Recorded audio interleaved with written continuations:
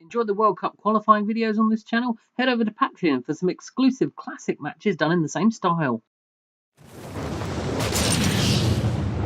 The pay-per-view's all done and dusted. Time to start a new week of What Happened on My Universe mode!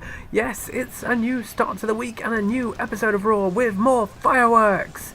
Yay for fireworks. We were in Grand Rapids, Michigan.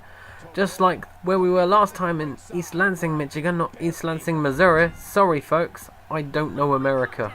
We began the show with a match in the women's division as Trish Stratus headed to the ring to take on Stephanie McMahon, who was trying her hand at competing once again. She started well with a monkey flip and a spear, but then she tried a bit too much and Trish countered with a Luthez press.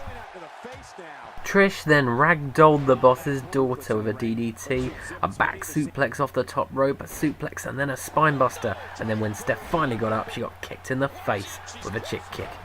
Trish Stratus with the win, although after the match, Paige came out to applaud her for some reason. The segment ended with Trish looking confused. We moved on to our next part, where Rusev headed to the ring to get his promo on, and he wanted to moan about stuff. So when he finally got into the ring after taking his sweet ass time, he just moaned about how the people made him sick and he can't stand to look at anyone, and he challenged anyone in the back who thinks they're better than him. Who knows who that could be? We might find out next time. We had tag team action next as Roman Reigns and John Cena, Team Fuckboy, took on the debuting Dudley boys, Bubba Ray and Devon, in what was sure to be a slobber knocker. In fact, it was likely to be so much a slobber knocker that John Cena headed down the aisle and beat them both up on the ramp, but soon enough they double teamed him and got their own back. The two teams traded moves with Bubba Ray hitting a nice Samoan drop before John Cena gave him an interesting looking sit-out slam before tagging into Roman Reigns, and double teamness happened. Then Bubba got control again, smacked him with a neck breaker and a gorilla press, and then Devon tagged in and got a couple of shots of his own with a nasty looking neck breaker off the ropes. Roman reversed, smacked him with a clothesline in the corner before Superman punch time, and then spear time, and then tag into John Cena time, where John Cena smacked him with a springboard stunner and landed an FU for the victory for Team Fuckboy, still undefeated. We were expecting an even contest in our next match as the man gravity forgot, Neville, headed to the ring to take on Kevin Owens, who was making his Raw debut since losing the Hardcore title on NXT. As expected, it was a very even contest, Neville opening proceedings with a Northern Lights suplex and a standing shooting star press before Kevin Owens grabbed him and rammed him into his knee, and then a senton, a running one at that, before Neville got control again, a dirty German suplex and a dirty sit-out powerbomb. Owens wasn't down though, he hit a package piledriver variation and a pump handle to the knee. It looked painful. Neville got a suplex in, but then was reversed with his next offense, got thrown to the outside, and Kevin Owens on the outside hit a package piledriver, knocking Neville clean out. He finished Neville off with a big frog splash off the top rope, and then Kevin Owens celebrated in the ring, before working on Neville some more for funsies, another running senton and a pop-up powerbomb just for good measure.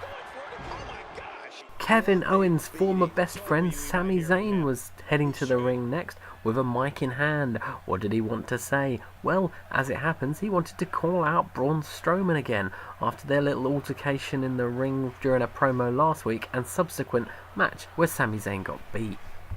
Braun Strowman didn't actually want to be there. He accused the audience of being jealous. You hate me because you ate me. And then told Sami Zayn that this was not going to end well for him. He's going to lose the match and end up being broken. Sami Zayn got bored. He was hoping that he'd provide some sort of amusement. And then Braun started saying something about the Authority. Let's just say they're going to face off again soon sometime. Anyway, on to the next match. Brock Lesnar, the US champion, taking on Randy Orton. The two are in a feud right now, and this is going to be big. Before the match started, Brock stoked the fire a bit more when he offered his hand out for a shake, and when Randy went for it, he moved his hand away like a cocky cunt. Well, Randy was a bit incensed, and it didn't help him as Brock Lesnar took the first few moments of control before Randy finally grabbed his leg and hit a dragon screw, and then threw him out the ring.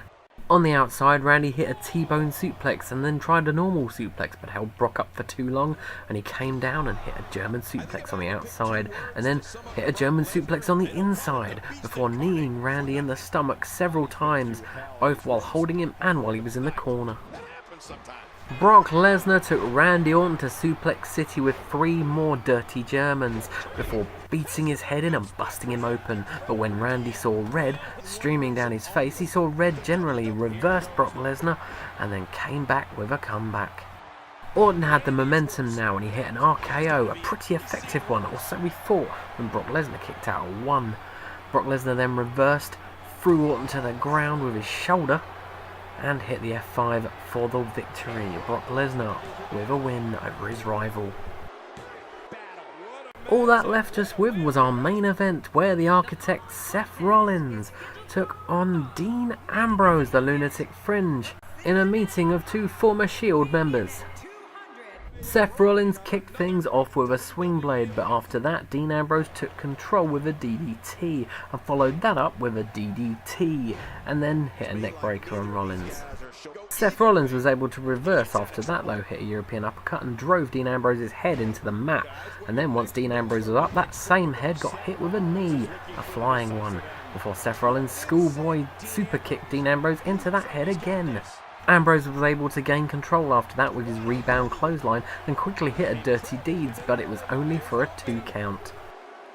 With Dean Ambrose disappointed that he didn't get the 3 count there, Seth Rollins quickly grabbed the advantage, hit a few moves and drove Dean Ambrose's head down with the pedigree, and no one gets up from the pedigree. Rollins was victorious, but his night wasn't over as Bray Wyatt came back to hit him with some revenge after last week's belt smash.